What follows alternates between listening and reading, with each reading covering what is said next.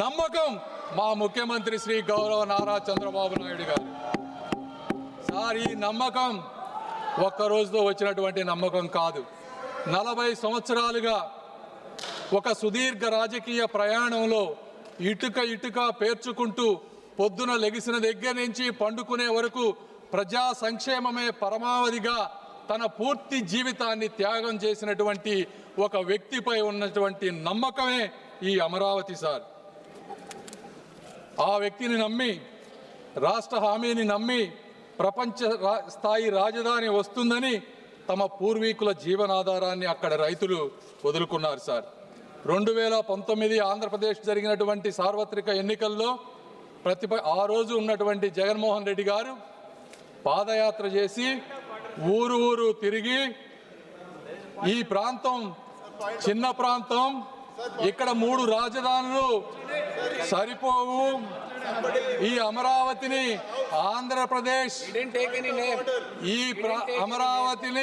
ఆంధ్రప్రదేశ్లో ఇంకా అద్భుతంగా ముందుకు తీసుకువెళ్తానని చెప్పి అధికారంలోకి వచ్చారు సార్.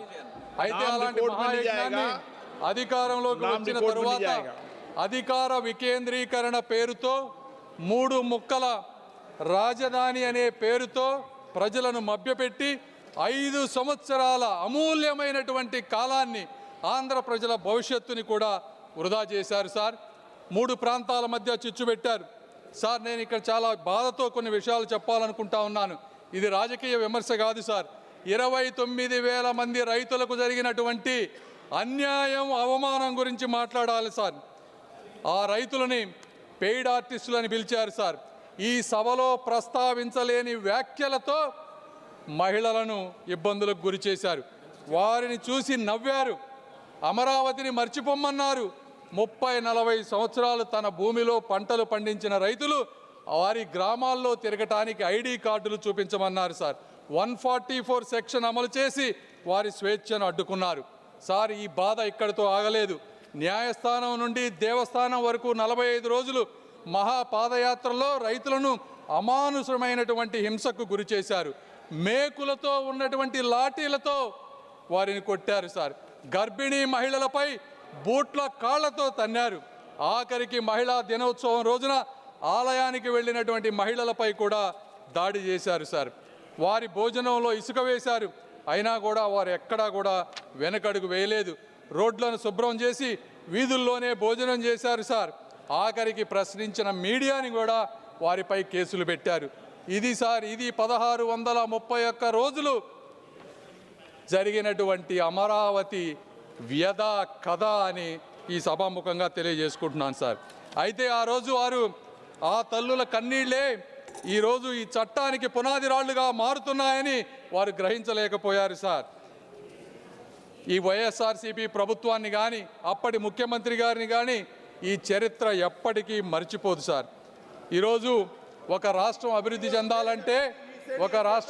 చెందాలంటే, రాజధాని అత్యంత కీలకమైన పాత్ర పోషిస్తుంది సార్. కర్ణాటక ప్రాంతంలో బెంగళూరు అనేది 50% ఆర్థిక వాటాను, తమిళనాడులో చెన్నై 40% ఆర్థిక వాటాను, తెలంగాణలో హైదరాబాదు 55% ఆర్థిక వాటాను అందిస్తూ కీలకమైనటువంటి పాత్ర పోషిస్తూ ఉన్నారు సార్. అదే ఆంధ్రప్రదేశ్కు మీ రాజధాని ఏది అంటే చెప్పుకోలేని అవమానంతో గత ప్రభుత్వంలో ఆంధ్రలో ప్రజలు జీవించారు సార్. ఇప్పుడు నిర్మించబోయేటువంటి అమరావతి ఆంధ్రప్రదేశ్ ఆర్థిక వ్యవస్థకు ప్రధాన కేంద్రంగా రూపుదిద్దుకొని రాష్ట్ర అభివృద్ధికి ఒక గ్రోత్ ఇంజిన్ గా కూడా మారబోతోంది సార్. సాధారణంగా అభివృద్ధి అంటే భూసేకరణ, పరిహారం మాత్రమే. आप भी ध्यान रखना जो सदन के सदस्य नहीं हो और हो तो आप पूर्व के विषय को नाम मत लो और रख दो. आप भी मत लेना, ये भी नहीं लेंगे. चलिए.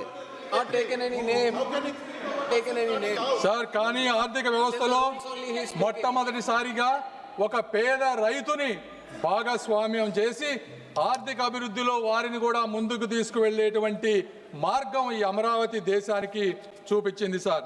2014 ఆంధ్రప్రదేశ్ పునర్వ్యవస్థీకరణ చట్టం ఆ రోజు రాష్ట్రానికి ఒకే రాజధాని ఉండాలని నిర్దేశించింది సార్. అయితే ఆ సమయంలో ఆ రాజధాని ప్రాంత పేరు పేర్కొనకపోవటం వల్ల చట్టపరమైనటువంటి అనిస్థితి రాష్ట్రంలో రాజకీయ అస్థిరతకు దారితీసింది.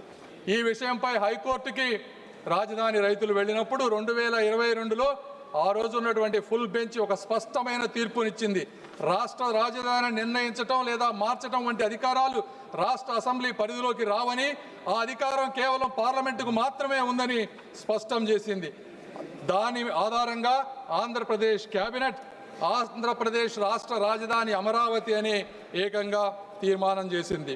అధ్యక్ష, పెట్టుబడి మరియు అభివృద్ధి అనేది ఒక కీలకమైన అంశంపై ఆధారపడి ఉంటాయి. సర్టనిటీ, స్టెబిలిటీ అనేది కావాలి. పెట్టుబడిదారులు గందరగోళంలో పెట్టుబడి పెట్టరు.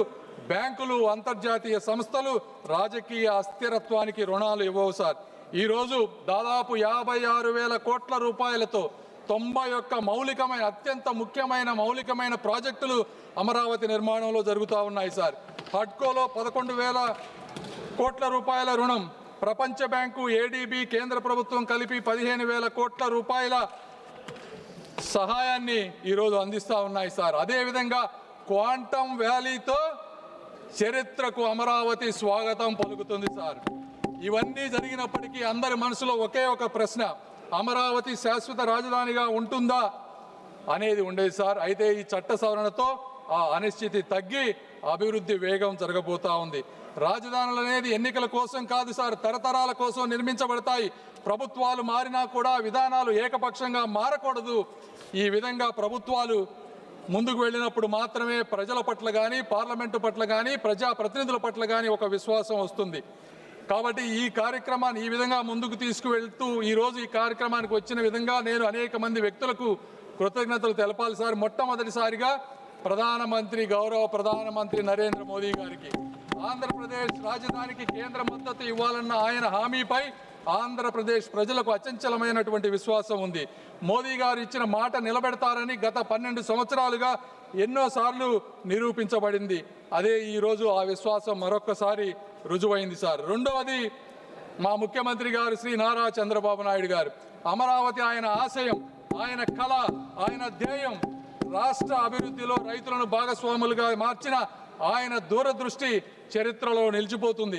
ల్యాండ్ పూలింగ్ విధానం, ప్రపంచ స్థాయి ప్రణాళిక, ఇవన్నీ వారి నాయకత్వానికి నిదర్శనం సార్.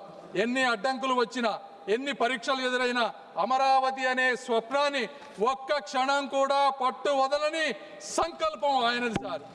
మూడవ వ్యక్తి శ్రీ పవన్ కళ్యాణ్ గారు తన గళంతో, తన శక్తితో ప్రజా ఉద్యమ స్ఫూర్తిని నింపి కూటమి ఐక్యతకు, తెలుగు ప్రజల అభివృద్ధికి కంకణబద్ధుడైనటువంటి నాయకుడు శ్రీ పవన్ కళ్యాణ్ గారు సార్.